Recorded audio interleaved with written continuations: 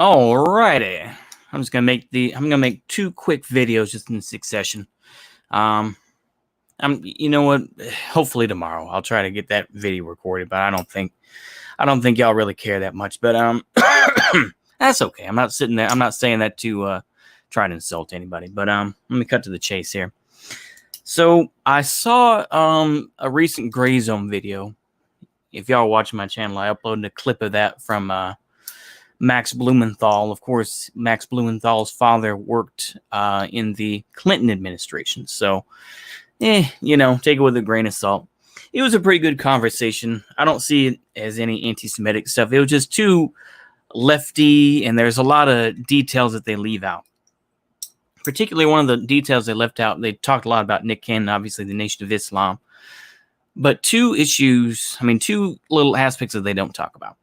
Number one is that, not talking about Diddy. And I think that's going to try to be the linchpin of this video here. This is kind of the overarching thing is that, P. Diddy, Puff Daddy, Sean P. Diddy Combs. Hold on. Yes.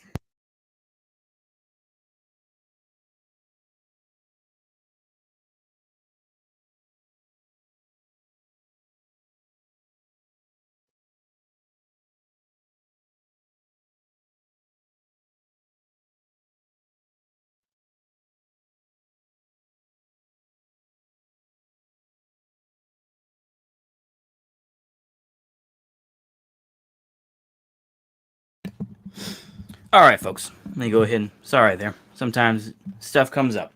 Okay.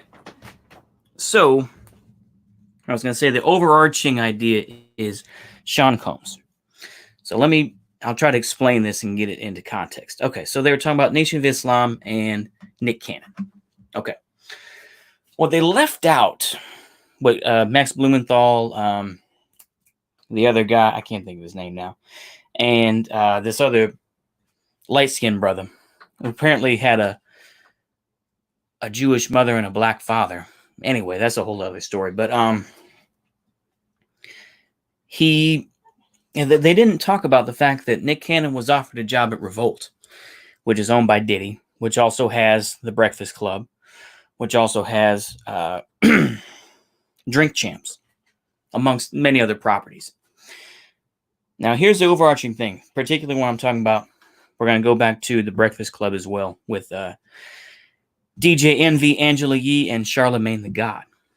Now, the thing is that they didn't talk about the fact that, Diddy offered him a job. They also don't talk about the fact that Diddy also has given a platform to the Nation of Islam. They aired the Criterion speech that Louis Farrakhan gave on July the 4th. They have had on Nuri Muhammad, and they've had Ishmael Muhammad, the intended successor to the Honorable Minister Louis Farrakhan. So they have had, these are all under the property of Diddy. And so they've all combined, once again, is it Diddy, I think, of course, made his debut working under Andre Harrell. I can't think of which record company offhand, but then created Bad Boy Records. And of course you had, Biggie and, all those other type, Craig Mack, a whole, Faith Evans and, the whole list. Anyway, I'll cut to the chase here. Is basically what P. Diddy is, he is realizing that, the hierarchy is changing. I think that's what he's realizing. And that he doesn't have to give himself over to Hebrew overlords. We'll put it that way. He doesn't have to give himself to that. Instead, he can now infiltrate him. He can now put himself in the larger new black system. And I think that, maybe he sees something that we don't. And he's like, well, it's time for, we've seen these Black Lives Matter and whatnot. I'm going to plug myself into Nation of Islam. They've already got Ishmael Muhammad. They've already had him on. He's going to be the new leader. Everything else. So he's realizing once again, when worst comes to worst, my peoples come first. And so I don't think Diddy necessarily cares about black folks, but he wants to be able to continue to survive, and he's a hustler. So the reality with him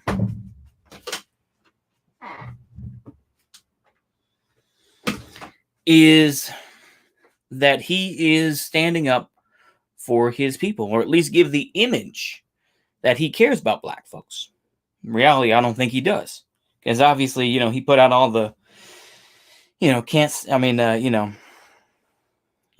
ain't going nowhere, and all that music, and everything else, and of course, everyone gets fucked up by working with Diddy. I mean, look at people like G-Dep and other folks who have gotten their lives ruined. Craig G, or not Craig G, Craig Mack, and everything else. May he rest in peace. So I think we need to realize that is that people are increased, and business leaders to a point. It's either becoming okay, Black Lives Matter,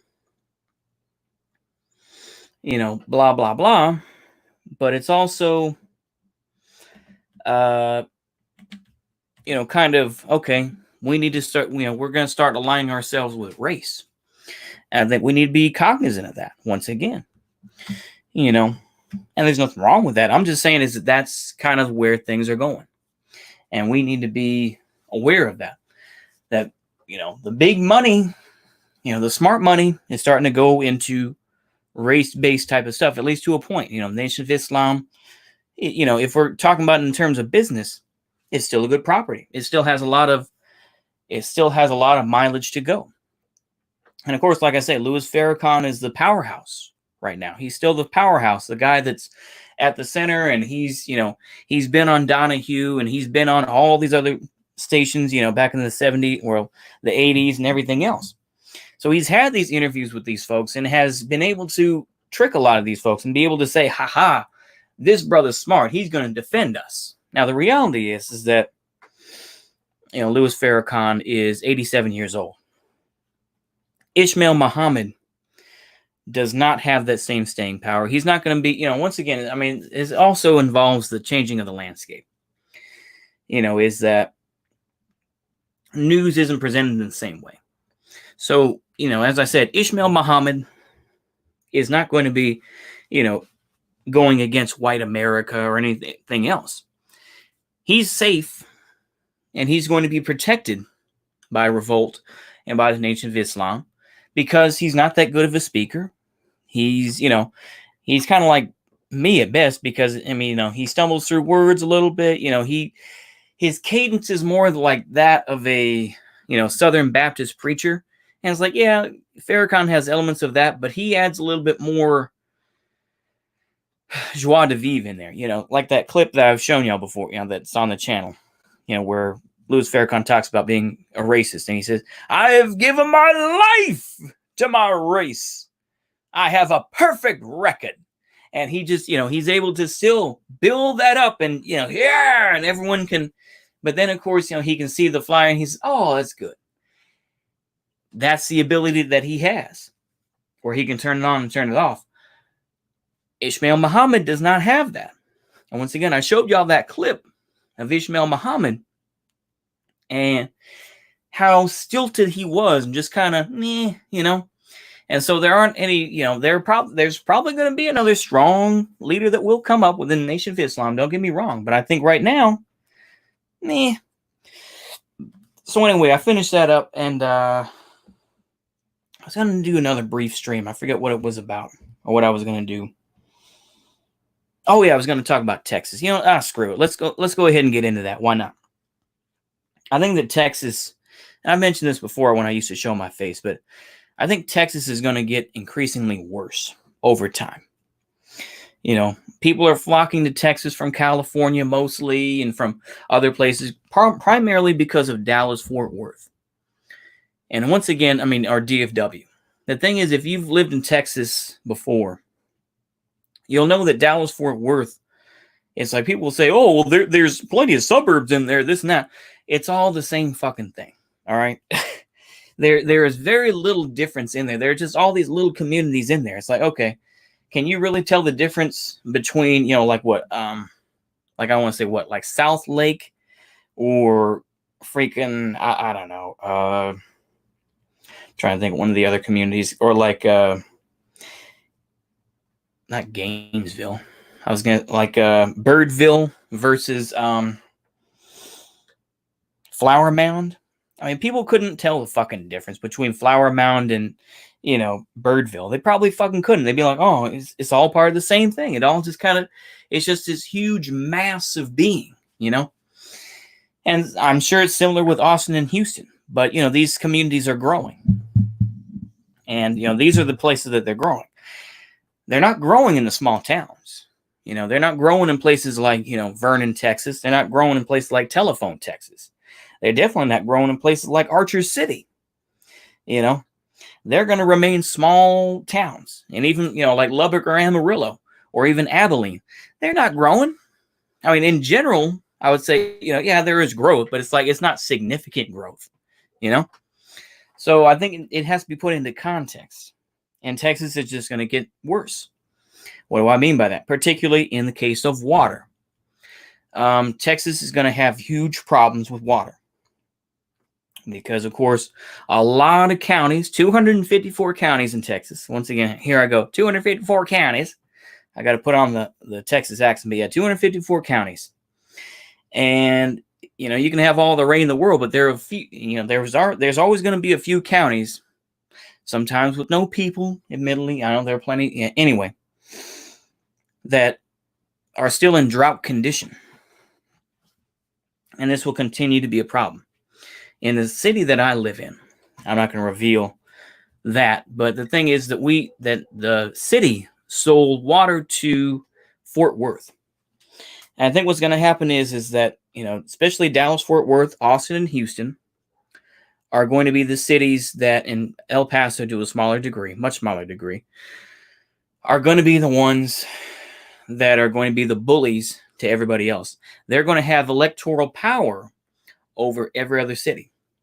So these cities are basically going to be paying tribute. The smaller cities are going to be paying tribute to these large metropolises like Dallas, Fort Worth, that are just going to be, they're going to have their big water parks. They're going to have their Lake Worth with the, with the private boats and all that business, and their, lake houses and everything else, where it's like, oh, well, you can't take that water. We want to, we want to be able to, jet ski and stuff like that. So I would just say, put that in, put it into context. These smaller towns are just going to get fucked over for, other places. It's the same type of thing with like New York State. It's like nobody talks. It's like everyone talks about New York City, or they may talk about Manhattan or Brooklyn or the Bronx or whatever the case may be, but they don't care about Utica necessarily. They don't care about these other small towns in general. It's not talked about. So it has to be put into perspective about, but it's the whole rural, or, loosely, the city versus the country, basically, and the rural versus the urban, and these battles are going to continue to happen, and towns are just going to get smaller and smaller, or they're going to have people that are just, they still feel close to their family in these small towns, but it's like, well, I got to go to work in, wherever. So it's like they got to travel, maybe 2 or 3 hours to get to wherever. And that is the case a lot of the time, But like I say, I mean, Texas will probably flip blue. There's no doubt. I mean, if we want to get into some election analysis, there are a lot of people that say, they're saying that Texas could stay, neutral, or it could just turn blue, or it could just barely stay red. That's basically the three options. But I think that it will go blue, because you do have a lot of shit libs that exist in, DFW area and Austin, Houston. Yeah, you'll have your conservatives that do exist in DFW and Austin and Houston. But in general, it's kind of like meh. So the thing is changing. But I think that's all I really have to say. I think I just wanted to touch those two topics a little bit and just kind of see how fei hua they really are, seeing how much things have changed. I think that's about it, though, really. I appreciate those 2 people listening. I imagine y'all are just like, I don't feel like commenting, and that's fine. I don't blame you. There's plenty of times I just want to listen to something and I don't feel like commenting. But yeah, I mean, I think that's about it, really. You know, I'm not going to recommend a state to go to, but I'm just going to say is that be cautious if you're going to go to Texas, man. Because, yeah, like I said, Texas, I mean, if you think the drought is going to be bad, was bad in California and everything else like that, and using it for pistachios and everything else, you're going to have an equally bad problem with, cotton or something else, in places like Vernon. Cotton is still king in places like Vernon, Texas. I looked that up. I remember, you go by a certain time of the year, and you'll see that overpass, and you look at the side walls, and there all across the grass, you'll see little bits of hello, Union Army ball. Yeah, little bits of cotton, basically, but that's how it is there, man. Like I say, I mean, it's also comes from the fact that I've lived in Texas since I was 10 years old. And while I'm never going to fit in, I'm never going to be fully Texan. But, I would say that in general, a lot of the culture clashes are going to come. And it's not going to be pretty, especially it's not going to be pretty in Texas. Especially when you're dealing with that 100-degree weather, you're dealing with that old. I mean, that's why you don't see as many protests in Texas in general. Apart from limited time, like in Houston or something like that. What am I talking about? I'm talking about Texas, basically. I was talking about, I started talking about Diddy basically and him aligning with black groups because, of, just how racial separation is occurring. But now I'm talking about Texas and just how Texas, is going to have some culture clashes and some, very big issues that come up. Basically, that's what I was talking about. But I was going to say with Texas, though, is like you don't see many protests in Texas because it's too damn hot. You notice that, it happens in Minneapolis or Portland, all these close-in cities where close-knit, everything's close in. It's harder in Texas because everything's spread out. Everything's spread out and you have to travel miles for this and that. It's like, or travel, you can't, you're going to get everyone in the car. It's like, okay, we're going to travel down to this place now, guys. Okay, let's do it. It's like, what are you going to do? It doesn't make any sense. And, apart from like small cities, okay, if you want to attack like a local, you live in a small town like Archer City or something like that, or I keep on bringing up Archer City, but like, a small place like that, yeah, I'm referring more to the video that I uploaded this morning, where I was stealing Robert Evans' content, and he was, they were talking, they were attacking the courthouse, and it's just like, they can be there on the street and they're right across from the park. It's like in general, in those other type of places, it's like, yeah, you could do similar, but it's a whole different type of thing. It's like, it's even, when you get up to, it's still like 80 or 90 degrees, when the sun goes down, are you going to see that many people out there, man? I don't know. You see what I'm saying? But so it's a whole different type of thing. But that's I don't know. Like I say, Texas is just going to become, Castizo futurism anyway. It's going to become more of a Castizo, mestizo futurism, And you can see it. Yeah, cities are weird. Everyone's so close, but people keep to themselves so often. Yeah, that's true. And it's different, like I was saying, it is different, cities like Minneapolis. It seems like everything was just so close in. It's just like, oh, they attack the, Target, and then they go down to this place and, the AutoZone. And I know, the AutoZone, that was the feds that did that. That was that was some, COINTELPRO happening. I don't know. I mean, people haven't really don't really have anything practical other than, the thing is that we don't know who this, this cop was actually out here. So it's like, yeah, but it's kind of silly. Anywho, I think I've said my piece. Like I say, I know that Texans, yeah, why not? At this point, yes. Texas secession, why not? Go ahead. I'll go ahead and leave it up there for a minute. Yeah, why not?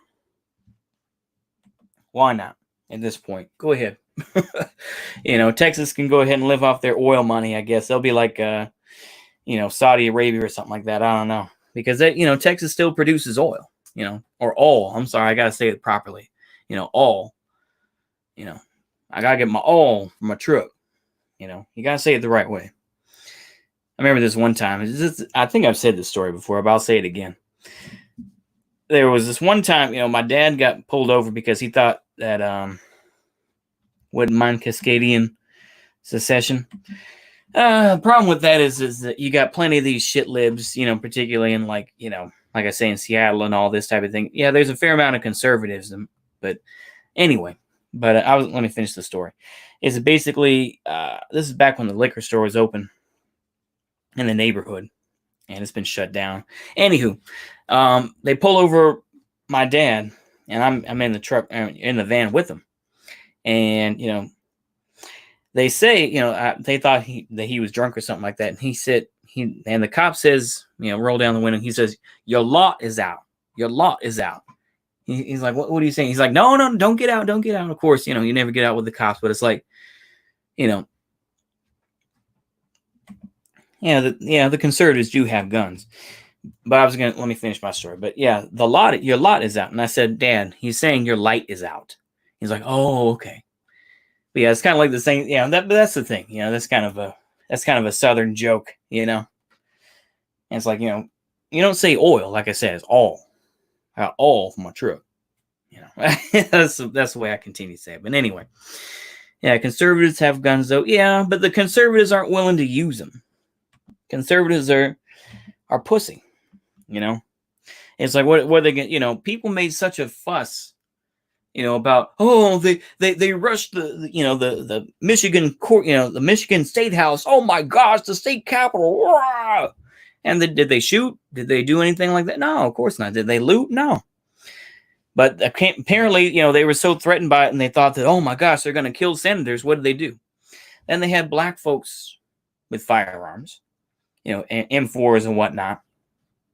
And they were escorting, this black congresswoman. So yeah, that's just kind of ridiculous, But yeah, like I say, I'm sorry, but I will explain something, just some behind the scenes type of stuff. I'm a bit lazy, and I'm also don't have any money, so I only have like 20 hours of time on StreamYard. So that's why I try to keep these fairly short, just so I can make a whole lot of videos and get them knocked out. So it's nothing against anybody, it's like, yeah, I would like to go on for a while, even though I do have to make dinner here pretty soon, so I should do that. But I would like to go on further, but it's like, 20 hours. I know these are excuses, and people say, but So yeah, I know that Union Army Ball, I know that you've talked a little bit about that. So just to say, anywho, I hope you enjoyed the Max Blumenthal clip. You know what? Let me see if I can do that since I have those powers. Let me see here if I can do that with the history. Yeah, here we go. Let me go ahead and I'm going to drop that clip in from Gray Zone here. That way y'all can watch it. It's about 2 hours long, almost. So yeah, it's kind of meandering a bit, this and that. But I think there's some good stuff in there. I was going to use another clip from it, but I think it may be a little too wignatish. So I'll drop that clip in there for those people. There you go. That clip should come up. So if y'all want to, y'all can watch that video. Like I say, it's about a minute. It's an hour. Excuse me, a minute. I wish. An hour and 51 minutes. Where they're talking with this guy. What is his name? It's Mix My Life. What is his name? Jared Ball. That's it. Yeah, Jared Ball. I saw his video. I've seen a little bit of this guy's videos before, but yeah, I think I'll keep that in there, and I hope y'all enjoy the rest of the day. And I think I'll end it there. I think I've said my piece. Yeah, that's okay. Yeah, it's okay, Army Ball. It's no problem. I'll just explain it. You can, you can sign up for unlimited and pay a monthly fee, but it's like, I just don't feel like doing that. So I'd rather just have the 20 hours, and it restarts every month.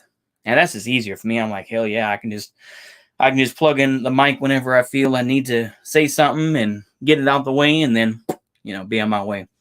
But anyway, it's all good, Union Armored Ball. I was just saying. Anyway, y'all have a good day. See you later. Bye-bye.